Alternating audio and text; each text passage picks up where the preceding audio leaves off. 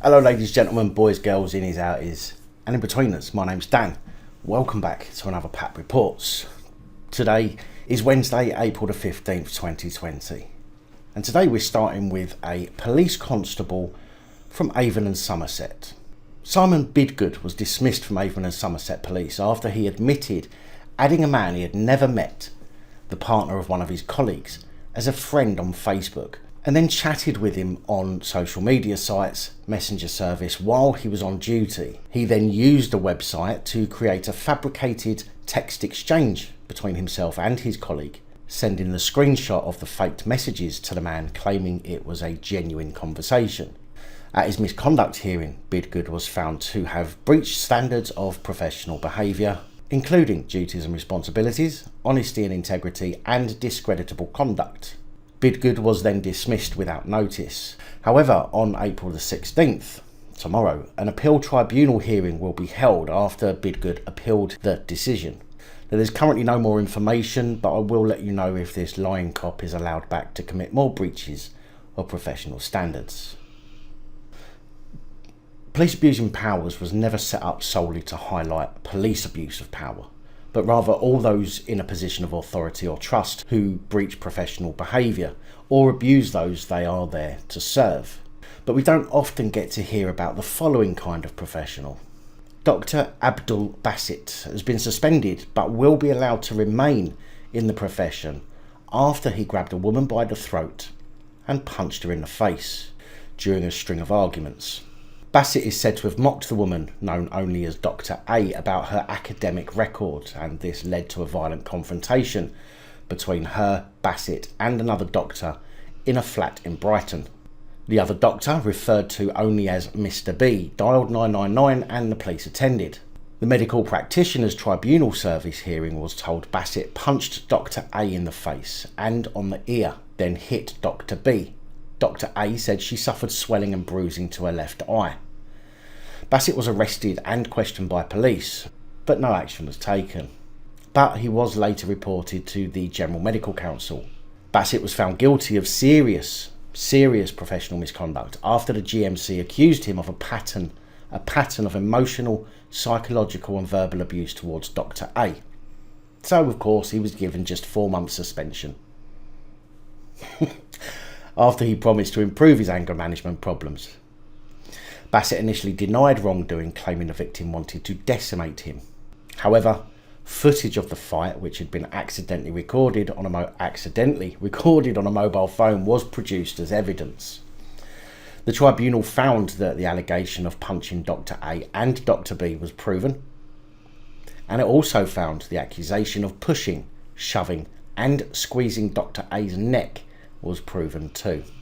The tribunal concluded that Dr. Bassett has been working during the course of the investigation, so he wasn't suspended, and these proceedings, and that there has been no suggestion of any risk to patient safety. It therefore considered whether it was otherwise in the public interest to impose an immediate order. It said immediate suspension was not necessary, as it considered that the substantive order was sufficient to address the public interest concerns. I wonder if they asked the public or just pulled that one out of the air. Particularly the maintenance of public confidence in the medical profession. It said Bassett's registration would be suspended 28 days from when notice of the decision was served upon him, unless he lodged an appeal. I'm so glad that another professional has been forgiven for their misdeeds.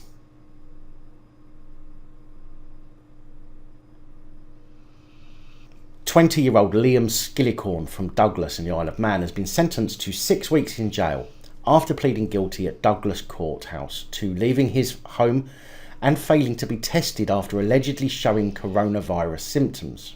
Skillicorn was told to be tested and self-isolate on April the 3rd after allegedly showing symptoms, but when police visited his home on the 11th after he failed to report to be tested, he wasn't in. It emerged that he had in fact gone to his grandfather's to pick up his dog, before driving to the beach to take the dog for a walk. Now, I don't recommend that people break the legislation or break the law, and that's not something I encourage on this channel. Under legislation, If you are suspected of having COVID-19, the police have been given the powers to detain and remove you to be tested. In this case, the guy seems to have been given the chance to get himself tested, which he failed to do. Now, you may be wondering why I've added this story here, as there doesn't seem to be anyone abusing their powers. Well, the guy was sent to be tested after symptoms were highlighted. He didn't go. The police arrested him, took him to court, and the court has now sentenced him. But nowhere does it say that this guy has been tested since being arrested. So currently there is nothing to suggest whether he is or is not infected. And so sending someone to jail who has COVID-19 symptoms has to be pretty dumb.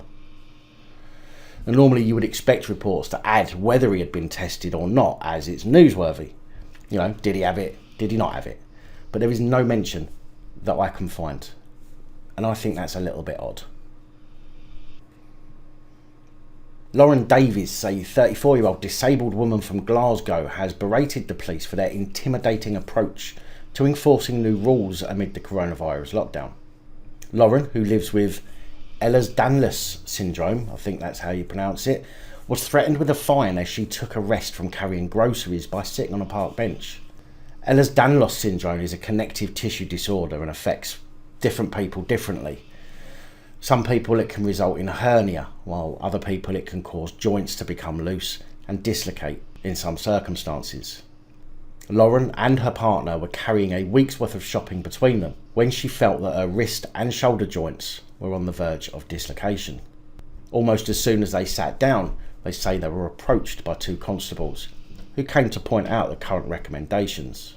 In the report that I've seen, it actually says, as soon as the couple sat down on a bench in the city's Queen's Park, two police officers approached to point out the current laws as per the government imposed lockdown, which is incorrect, as there's no laws suggesting you can't take a break or sit down. Lauren tried to explain her medical condition to police, but said they began threatening her with a fine if she was not exercising. She said, "I think the police saw me as someone who is able-bodied because I don't walk with a cane or use a wheelchair." As Lauren and her partner left the park, police followed them to the exit to ensure that they actually left. Lauren said it was intimidating for them to do that, but they also weren't keeping with their own social distancing regulations as they were standing so close to us as we were leaving. Shocking. Her partner Sam said, "As soon as the police came over to us, I held my breath and said, 'Oh, here we go.'" Lauren was so exhausted, but you could tell that they didn't see her struggling before we sat down. They were very rude and patronising, but we also felt intimidated by the whole experience. Lauren said, "Do I need to wear a badge that says I'm disabled every time I leave the house?" Well, I'm sure that will come at some point. "I will comply with the rules, but I'm not going to let the police stop me from getting my basic necessities. The police need to treat people with disabilities with respect and understand why they are venturing out of the house in the first place. This whole situation has been extremely frustrating and has also left me feeling angry that they weren't listening to me or offering support. Police in other countries offer masks to people who are outside without them, rather than issuing you with a fine or threatening you with arrest. Officers need to be more helpful, but the government also need to be clearer in their guidance to the police in the first place." Deputy Chief Constable Malcolm Graham said, "Officers working in communities across Scotland have a vital role to play in the collective effort to save lives and protect the NHS." There's that phrase again. "We have been clear that policing in Scotland gains its legitimacy and authority from the consent and support of the public." There's that phrase again. Our officers are being asked to use common sense, engage with the public, explain the legislation, encourage compliance and use enforcement only where necessary. We recognise, however, that these are extraordinary powers introduced quickly, and if we become aware of individual examples where engagement with the public has not been of that nature, then we will remind officers that our approach should always be fair, reasonable and proportionate.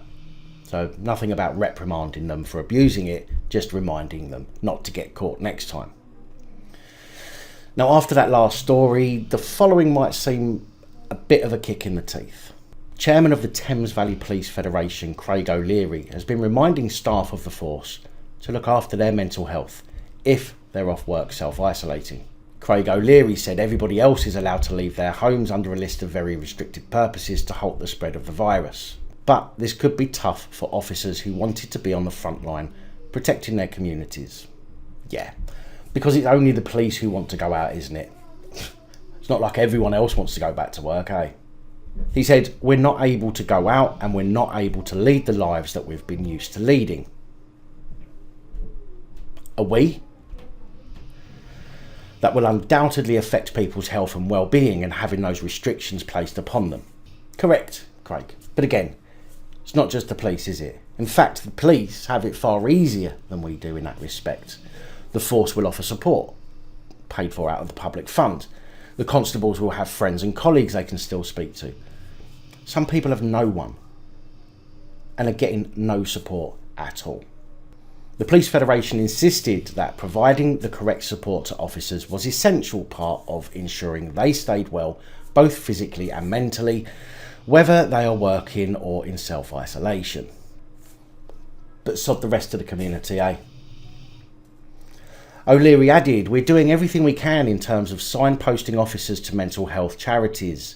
There are all sorts of excellent content been put out there by Mind and others that we are making sure that we direct our members to, and just raising that awareness to let them know that there is help out there.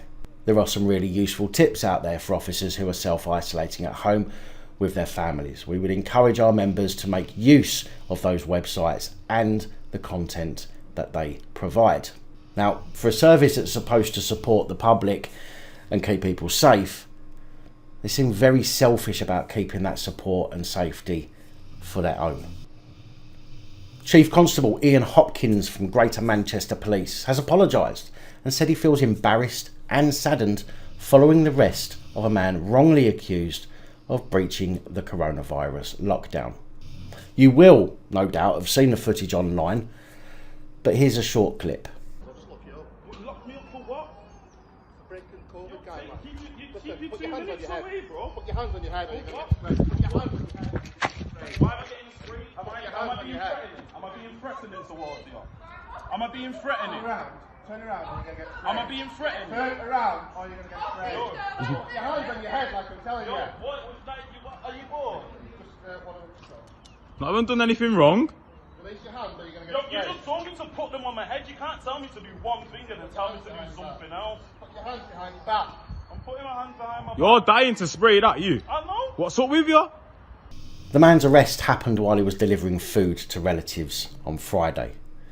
Mr. Hopkins said a senior officer was sent to apologise to the man and his family. Please don't sue me, please don't sue me. The arrest is being investigated by Greater Manchester Police's Professional Standards branch. Footage shared online showed the officer in a Fallowfield district of the city demanding the man put his hands on his head before he handcuffs him. I think he's been watching too many American cop shows. When asked if the man was arrested for delivering food to relatives, Mr. Hopkins said it was very embarrassing. He added, we didn't like what we saw when we looked at the officer's body cam footage. He also said that allegations of racism would also form part of the Professional Standards investigation. Interesting. A statement from the force said, although the matter is being investigated by a Professional Standards branch, our initial review shows that the incident wasn't dealt with in the professional way that we would expect. And this, ladies and gentlemen, boys and girls, innies, outies and in-betweeners, is why you must record your interactions with the police or anybody else in a position of authority, now more than ever. Big thank you to Patreon supporters Adi, Audrey, Carl, Copwatch UK, Danielle, Dave, Dean, Holly, J, Ian, Marty Lad, Misdemeanor, Peter, President Trump and Rich. Now don't worry, I'm not going to be reading all of them out every video, especially if I get any more support, but I will still recognise those supporting the channel by putting their names on the screen as a thank you. Anyway, that's all I have for you today. Please like, share, comment and subscribe. Let me know your thoughts, as I know many of you will.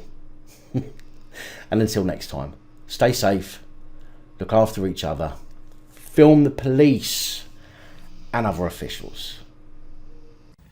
Good night, all.